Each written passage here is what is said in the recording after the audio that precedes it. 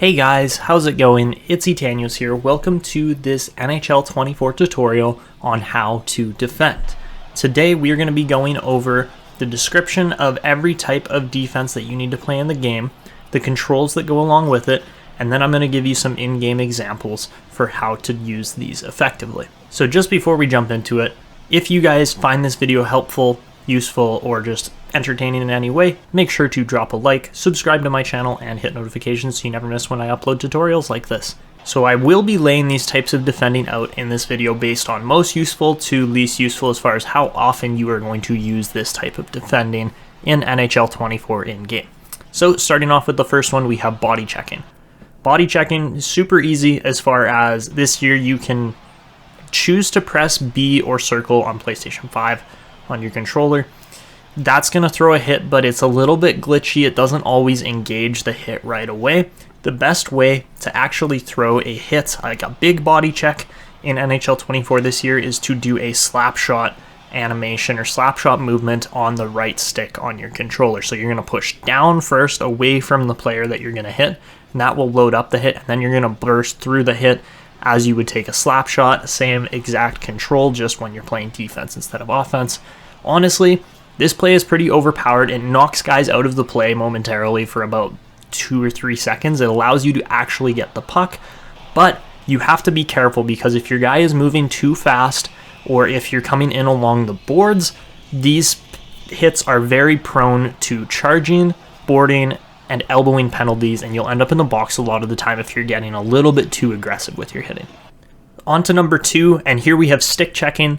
So starting things off, there's actually 2 different categories of stick checking. So the first category is going to be poke checks. So this is going to be right bumper or R1 on PlayStation 5. And you have to be careful with these as far as your timing goes. If you don't time your poke check well, you're very prone to getting a tripping penalty. But these poke checks are great for breaking up plays. If you're playing a 2-on-1 on defense, or you're kind of coming in along the boards and you're in a battle, using RB or R1 for that poke check is really going to help you break up plays and just get possession for your team eventually. And the second type of stick checking we have are stick lifts. So the controls for this is going to be A or X on PlayStation 5, and essentially this is just going to jack the other player's stick up in the air, but you have to be careful because these stick lifts are extremely prone to slashing and hooking penalties. So you have to use these only when absolutely necessary. It works for a stick lift when you're right beside the player with your defender. If you're not right beside the player, you're probably going to take a slash or a hook or something like that. So only use stick lifts when absolutely necessary this year. So the third type of defending we're going to talk about today is hip checks. And the reason I didn't put this with body checking is because hip checks are just absolutely overpowered this year as well. So what you're going to do is you're going to hold down X on Xbox or square on PlayStation, but you have to line up the guy that you were trying to hip check. If you just hold down X or square, you're just going to skate around with your butt out, and it's not really effective at all. So you have to time this properly. But that being said, if a guy's coming down the boards and you can kind of swing your defender into him, it's really, really easy to flip guys right over top of your defenders. But you have to be careful with the hip checks as well, because they are extremely easy to miss in the open ice. As you can see there, I try to, hit the guy with a hip check and he just goes right around me, and unfortunately it results in a goal. So the fourth type of defending we're going to talk about in this video is blocking, and there are actually 2 types of blocking, and the first one we're going to talk about is dive blocking or diving blocks. And this control has stayed the same as previous NHL games, but what you're going to be doing is pressing right bumper and left bumper together at the same time, or R1 and L1 on PlayStation 5, and this is going to send your guy sprawling down onto the ice, diving either head first or feet first, depending on which way he's moving. This is extremely effective for breaking up 2-on-1s, but you also have to be careful because if you time it wrong, you can actually take tripping penalties with this. It's not very common to take a tripping penalty, but just be aware of that because you can get penalized for doing this. And the second type of blocking we're going to talk about is the crouching block. So this one isn't really that difficult. You just press down left bumper when you're in the defensive zone, or L1 on PlayStation. And this is going to just get your guy to crouch down, kind of create a wall with his body. As long as you're in the shot lane, it works fairly well. Honestly, this year, crouching blocks aren't really too necessary. You can usually just block the shot with your player, like he's going to just stand up face the shot and it's probably going to hit him in the leg or in the stick or somewhere around there, and then your guy isn't down and out of the play crouching. So use these occasionally, but really I wouldn't use them too much if I were you. The fifth type of defending we're going to talk about today is defensive zone clearances, and these are used pretty much on every single breakout, every single defensive zone possession.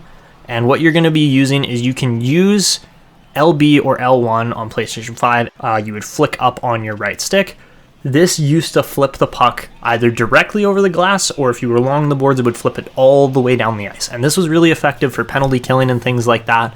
But this year, they changed up the controls because of total controls, so now this play will just flick the puck up off the glass and won't necessarily clear it out. If you flick this open ice, almost every time the offensive zone player is going to jump up and grab the puck. That's an animation they kind of added this year that is a little bit annoying, but also really helpful when you're in the offensive zone. So now it's changed. This year you have to hold down your right trigger, or R2 on PlayStation, and then flick up and it will send the clearance a little higher. Even then, just from my personal opinion and use of this, it doesn't always work. It'll still get picked off every once in a while, especially if there's taller defenders on the blue line. So honestly, in my opinion, I would say just slap shot, pass, or saucer pass the puck out. Again, you guys know how to slap shot. It's right stick down and then right stick up. So you can slap shot it out if you're on a penalty kill. You can pass it out if you want to go a little bit slower. And if you want to go really slowly out, then you can saucer pass, which is right bumper.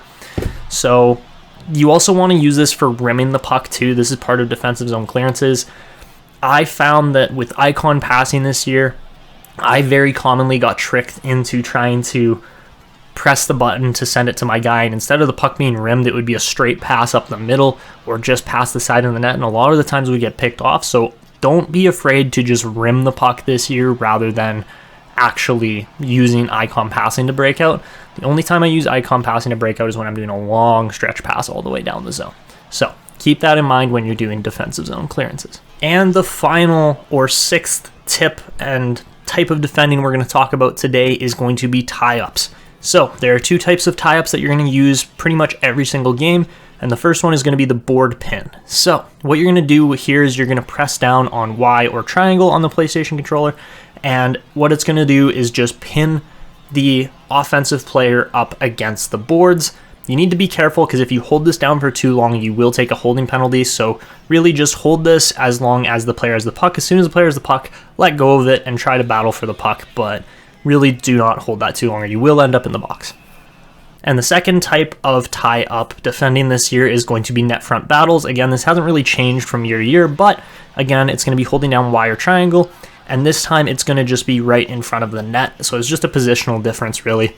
And this is going to tie up the forward in front of the net with their stick, and they're not going to be able to kind of get their stick down to, tap a pass or tip the puck in. It's a lot less common if you have the guy tied up.